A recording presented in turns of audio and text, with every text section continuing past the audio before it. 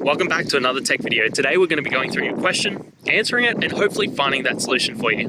Guys, remember to stay a little bit crazy like me and find that resolution. Now, let's continue on.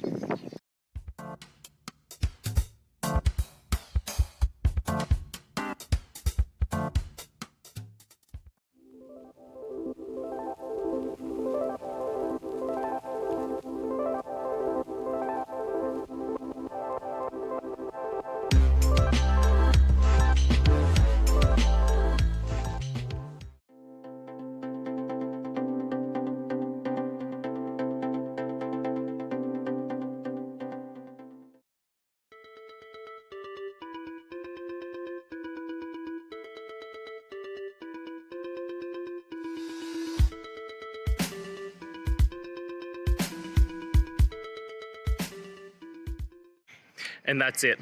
I hope that that's helped find the solution that you're looking for. And if it did, please, I'd appreciate it if you hit the subscribe button. Every time you hit it, it really helps. Now, I'll see you next time you need some technical help. And until then, have a good one.